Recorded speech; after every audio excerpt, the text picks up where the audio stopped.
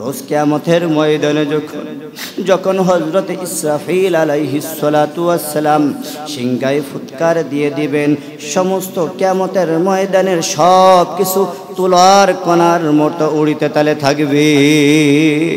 সূর্য মাথার আগে দিয়া উপরে উঠে আসবে, মাথার গিলু টক বাগ করিয়া পড়তে তালে থাকবে, গা বেবে পড়তে তালে থাকবে। আল্লাহ, সইতে পারবেন আপনারা? কিয়ামতের ময়দানে যখন সূর্য মাথার এক বিঘাত উপরে মাথার গিলু টক বাগ করিয়া জমিনে পড়বে, কিয়ামতের ময়দানের মানুষ হাউমাউ করে কাঁদবে। হযরতে আদম নবী বলবে আল্লাহ মরে বাঁচাও। হযরতে আদম নবী বলবে আল্লাহ বাঁচাও। হযরত ইব্রাহিম আলাইহিস সালাতু ওয়াস সালাম বলে আল্লাহ মরে বাঁচাও। হযরতে মুসা নবী বলবে আল্লাহ মরে বাঁচাও।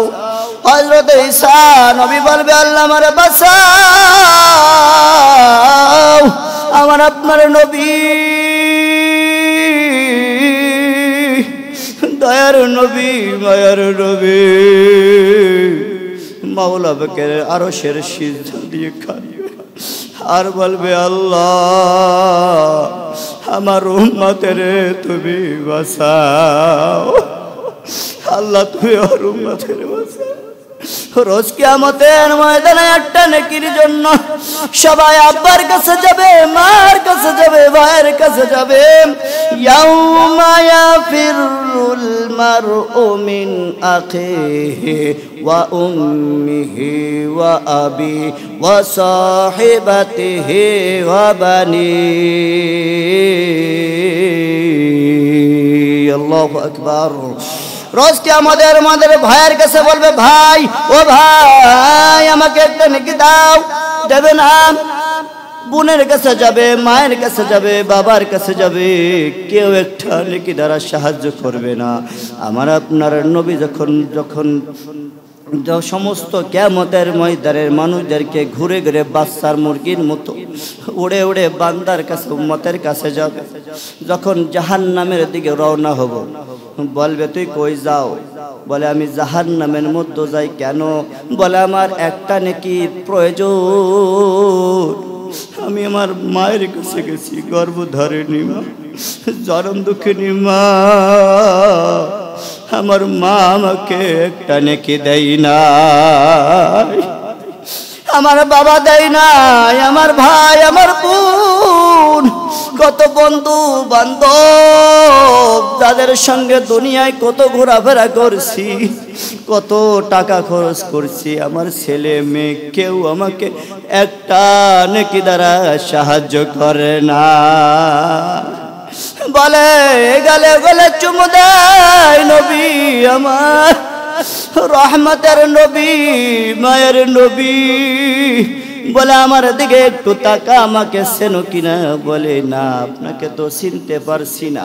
বলে ভালো করে তাকায় দেখ, মনটা একটু নরম করে দেন, গভীর মনোযোগ। বলে দেখ, ভালো করে তাকায় দেখ। বলে না, আপনাকে তো চিনতেছি না। বলে আমি তোর নবী, দয়ার নবী, মায়ার নবী। তোর কয়টা নাকি দরকার আমার কাছ থেকে নিয়ে যা, আমি তোকে জাহান্নামের মধ্যে যেতে দেব না। রোজ কিয়ামতের ময়দানে, রোজ কিয়ামতের ময়দানে হাউজে কাউসার আল্লাহ দান করবে। বলেন না সুবহানাল্লাহ। হাউজে কাউসার আমার আপনার নবীকে দান করবে।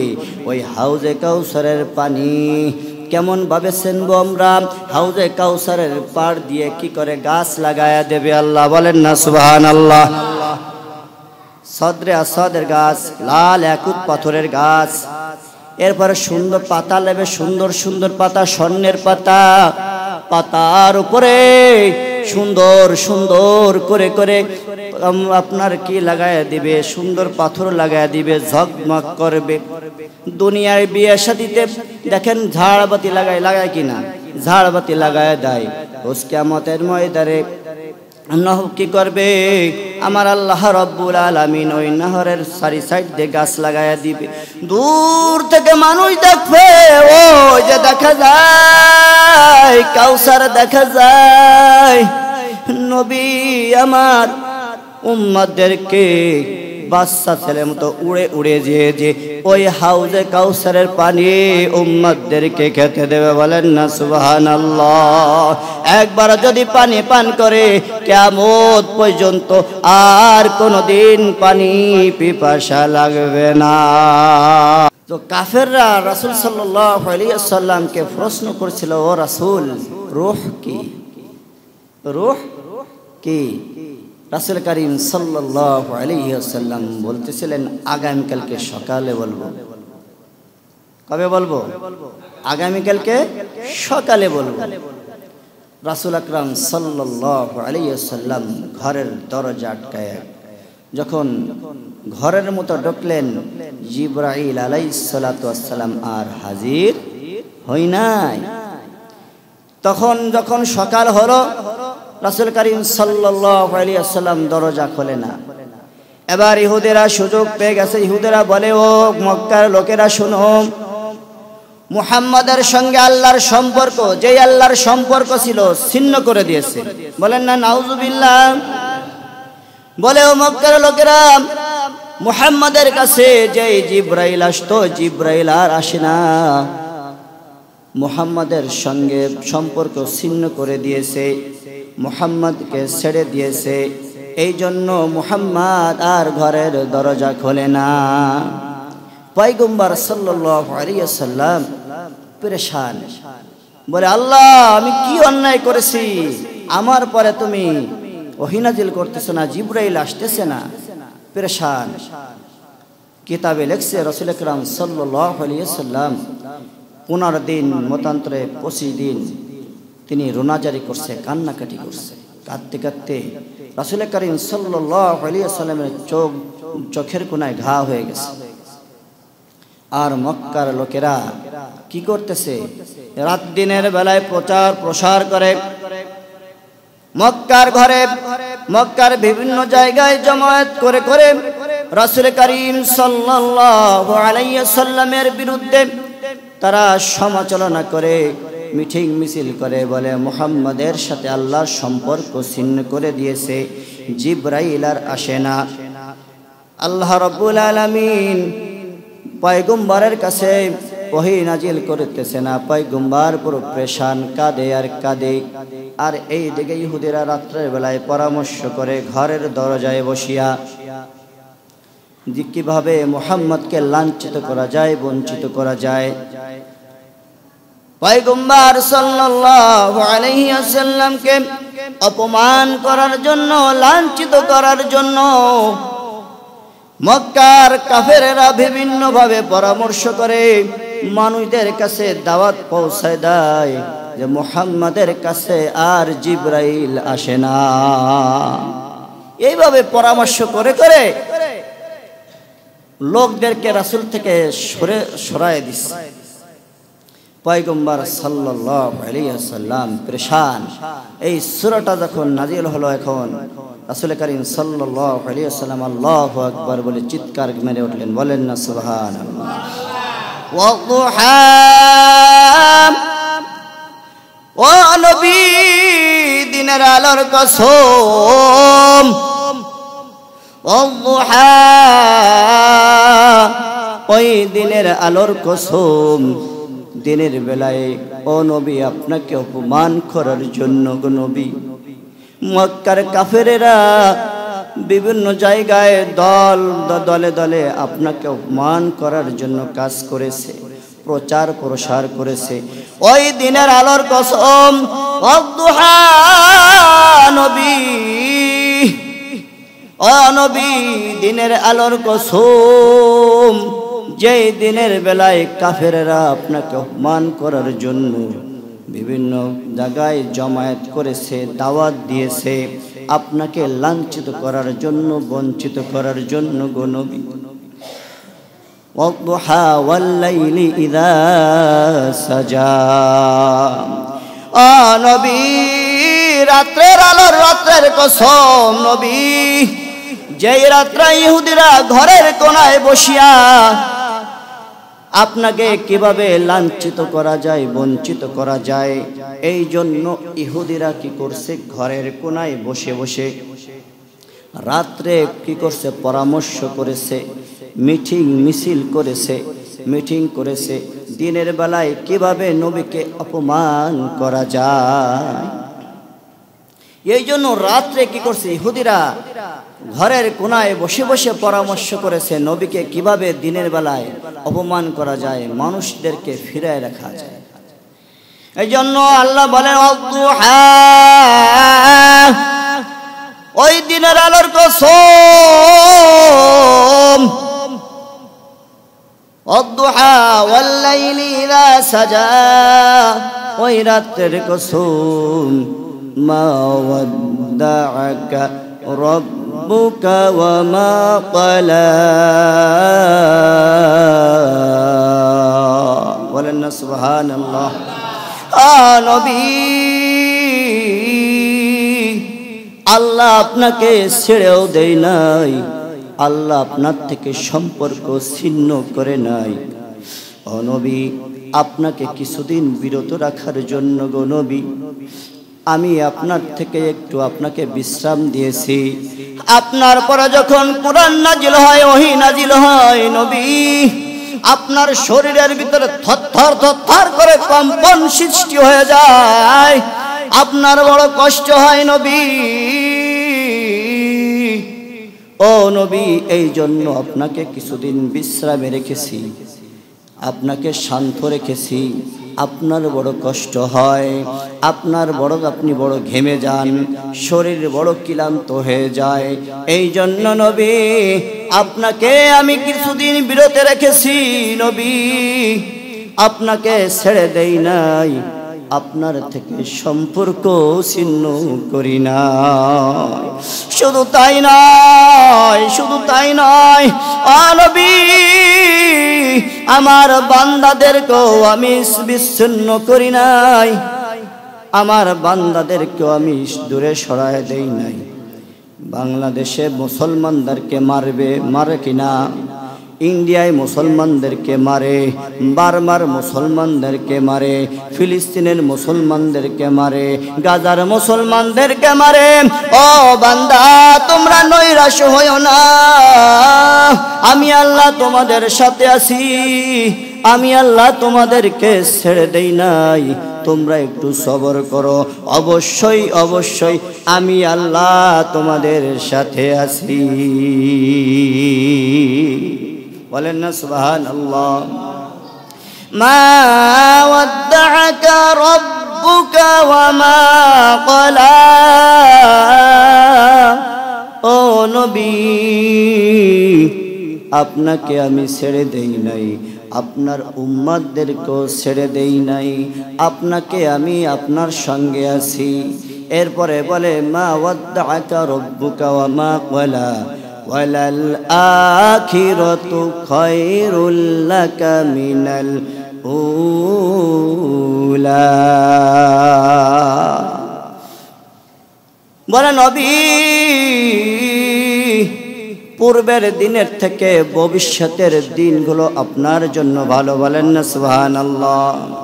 আমার আপনার নবী, দয়ার নবী, রাহমাতুল লিল আলামিন নবী, মক্কার জমিনে যখন ছিল কাফেররা বড় কষ্ট দিয়েছে। আমার নবীকে কাফেররা মেরেছে, পাথর নিক্ষেপ করেছে। তায়েফের ময়দানে নবী কালিমার দাওয়াত দিতে গেছে, নবীকে পাথর নিক্ষেপ করেছে, পাগল বলে বলে নবীকে পাথর নিক্ষেপ করেছে। যায়েদ ইবনে হারেসা বলে, ও মক্কার বালকেরা, ও মক্কার যুবকেরা, আমার নবীকে আর পাথর মেরো না গো, আমি যায়েদের বুকখানা পেতে দিলাম, আমি যায়েদকে যত পাথর মারো কোনো সমস্যা না, কিন্তু আমার নবীরে পাথর মেরো না। আমার দয়ার নবী, মায়ার নবী, আমার নবীকে আর তোমরা পাথর মেরো না। খোদার যন্ত্রণায় নবী, 7 দিন পর্যন্ত খায় না। ইয়াতীম নবী, মা হারা বাবা হারা নবী। আল্লাহ ডেকে বলেন, ও নবী, আপনার আব্বা ছিল না, মা ছিল না, মক্কার জমিনে আপনি ঘুরে ঘুরে দাওয়াত দিয়েছেন, কেউ কিন্তু আপনাকে খেতে দেয় নাই। বুড়ির কাছে যে বলে, বুড়ি মা, আমি আব্দুল্লাহর বেটা মুহাম্মদ, আমার মা নাই, আমার বাবা নাই, আমি ইয়াতীম নবী, আমি আব্দুল্লাহর বেটা মুহাম্মদ, আমারকে কেউ খেতে দেয় না গো বুড়িমা। শুধু সকলে পাথর মারে, নিক্ষেপ করে, আমাকে মারধর করতে তালে থাকে। বুড়িমা কিছু খেতে দেন না। দয়ার নবী, মায়ের নবী 7 দিন পর্যন্ত কিছু খায় না, কালিমার দাওয়াত। নবীকে মক্কার লোকেরা এরকম ভাবে নির্যাতন করে। আবু জেহেল, নবী যখন নামাজ পড়ে, আবু জেহেল কি করছে, নবীর সাল্লাল্লাহু আলাইহি সাল্লামের মাথার উপরে ভড়ি চাপায়া দিছে। নবী, মক্কার জমিনে আপনার আব্বা নাই, মাও নাই, ক্ষুধার যন্ত্রণায় নবী ছটফট করেছে, পেটে পাথর বেঁধেছে নবী। ক্ষুধার পেটে পাথর বেঁধে নবী মা ফাতেমার দরবারে গিয়ে হাজির। ঘরের দরজার কড়া নাড়া দিয়েছে, বলে, মা, ঘরে কি কোনো খানার ব্যবস্থা আছে নাকি? আমি 7 দিন পর্যন্ত কিছু খাই না। ঘর থেকে মা ফাতেমা ডেকে বলে, বাবা, আমার ঘরে 7 দিন পর্যন্ত ঘরে কোনো খানার ব্যবস্থা নাই। আপনার আদরের হাসান হুসাইন ক্ষুধার যন্ত্রণায় কাঁদে, ঘরে কোনো খানার ব্যবস্থা নাই। আমার হাসান হুসাইন ক্ষুধার যন্ত্রণায় না খেতে পেরে ঘুমায় গেছে। নবী আমার পেটে পাথর নিয়ে ইহুদির কাছে গেছে, ও ইহুদি, আমাকে একটা কাজ দেন না, আমার হাসান হুসাইন না খেয়ে রয়েছে। ইহুদি বলে, আপনি বৃদ্ধ মানুষ, পারবেন না। নবী বলে, পারবো, কাজ দাও। বলে, খেজুর গাছের বাগানের মধ্যে পানি দিতে হবে, পারবেন নাকি? বলে, হ্যাঁ পারবো। 1 বালতিতে 4টা খেজুর। কয়টা? বলেন না কয়টা? 1 বালতিতে 4টা খেজুর।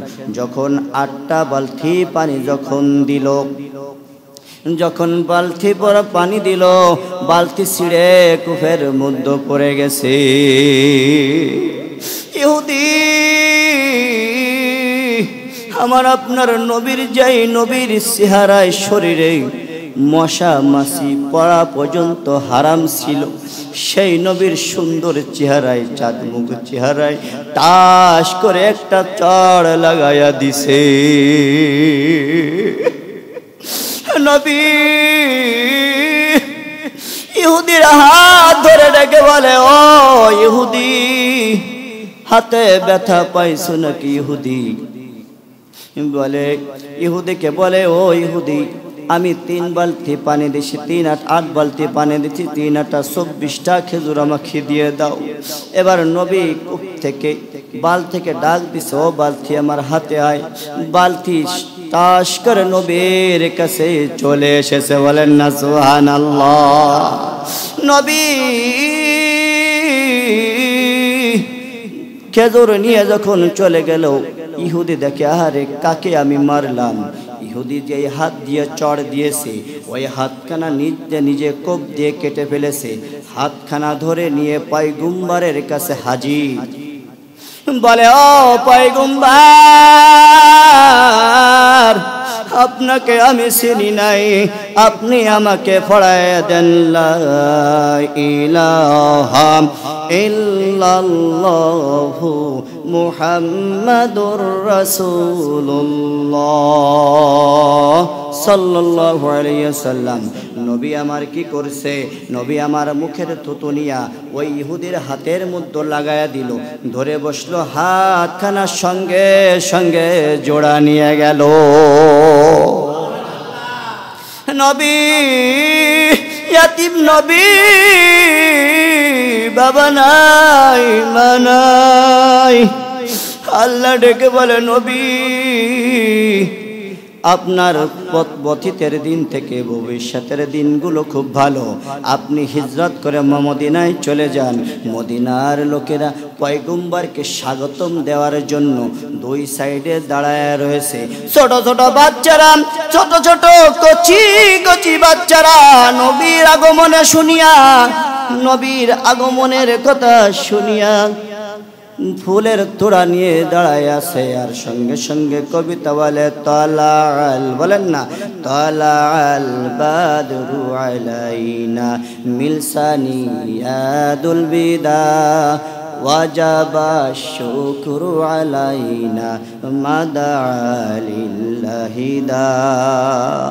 মদিনার ছোট ছোট কচি কচি বাচ্চারা নবীর আগমনে কবিতা আবৃত্তি করে আর নবীকে ফুলের তোড়া দিয়ে স্বাগতম মারহাবা দেওয়ার জন্য, নবীকে স্বাগতম দেওয়ার জন্য দাঁড়ায় রয়েছে।